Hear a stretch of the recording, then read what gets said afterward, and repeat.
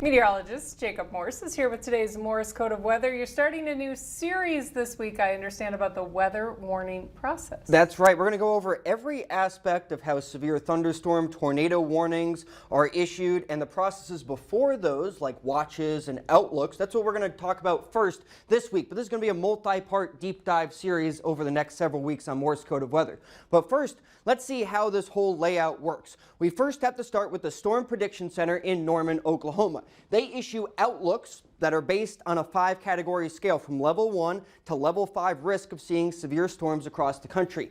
Then we get watches that are issued, meaning that severe weather is possible over a certain area. Then the National Weather Service offices locally, they issue the warnings over a much smaller scale area, meaning that severe weather is happening or imminent right now. And then the event actually happens. After the event, the impacts are felt with damage surveys conducted by the National Weather Service. But first, let's talk with a meteorologist at the Storm Prediction Center to see why they issued those severe weather outlooks for multiple days out into the future to give us that first warning or that first lead time that there could be severe weather.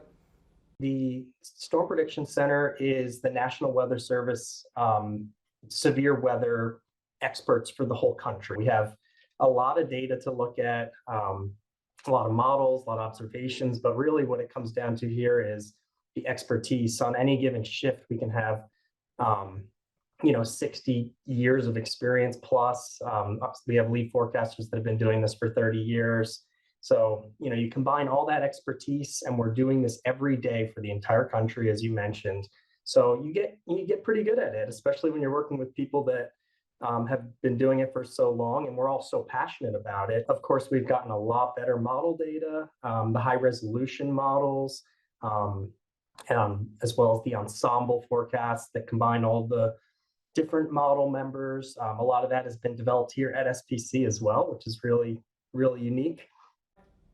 So those outlooks are drawn by hand at the Storm Prediction Center for the entire country on a computer based on all of that model data, and we show that on air on this 5-category scale from isolated severe storms to the highest risk of widespread severe weather. Here's the outlook for today, for tomorrow, and for the next day. So each of these are drawn multiple times per day by these meteorologists. 5 outlooks per day, and it's especially in that day one period, it's always been like at SPC, the day one is really kind of where we add a lot of value as far as, tweaking. So that's why we're updating it so much, because we're getting so much data and whatnot that we want to keep the information as fresh as possible. Each of those categories is really related to coverage of severe thunderstorms we're expecting, as well as the intensity of storms. So increasing coverage and intensity as you get higher in those categories. So, our main goal is to kind of give the big picture and allow for better staffing at the forecast offices. And then, when it comes down to into the day one period, we issue the mesoscale discussions where we circle and we highlight areas within the larger categorical risks. And we're trying to kind of convey where we're thinking that watches might be needed, the tornado or severe thunderstorm watches, which we're in charge of doing for the entire country. So they start with those outlooks, the broader scale, level 1 through level 5 for severe weather. Then they can pinpoint these areas, these mesoscale discussions, the areas of greatest concern where a severe thunderstorm watch could be issued. After that, the watch gets issued by the Storm Prediction Center in collaboration with National Weather Service offices, and then you get to the warning process. But let's talk about this watch process, how they work with National Weather Service offices across the country to issue those watches. It's looking like we're going to have a watch, we will reach out to the forecast offices affected by what we're expecting, and we'll do that internally and run a collaboration call. So that will be done by the lead forecaster on shift here, and he will talk to all the forecasters at the local offices and just kind of iron out the details of the watch, tornado, severe thunderstorm, which counties should be involved, how long should the watch be going for. So yeah, that's a very collaborative product. In the end, we make the final call here at SPC. It's definitely a balancing act as far as watch size. Like you said, being in a watch, and if you're in too many and you yeah, we're always in a watch and we never see any weather.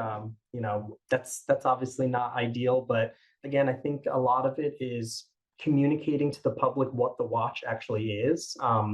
The watch is it's a watch. It's that saying that the conditions are favorable in and near the watch area for severe weather. We're not necessarily saying it's going to happen at any given location.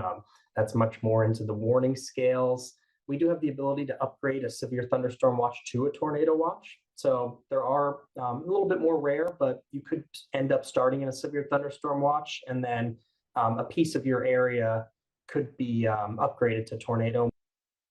So the ideal process is you have the watch issued first for a broader area, and then you fine scale where the storms are developing that are the strongest and issue those severe thunderstorm warnings or tornado warnings. But it doesn't always happen that way. Not every warning is going to be expected to be in a watch. We're looking for more concentrated corridors of severe weather. Yeah, there's a little bit of nuance, there's some human factor, but in general, we try to be very consistent, and we do verify our watches, on a gridded, coverage scale and everything. So we'll look back and say, oh, that maybe should have been in a watch. There was a little more reports than we were expecting, or that was a little bit, not as many reports as we were expecting.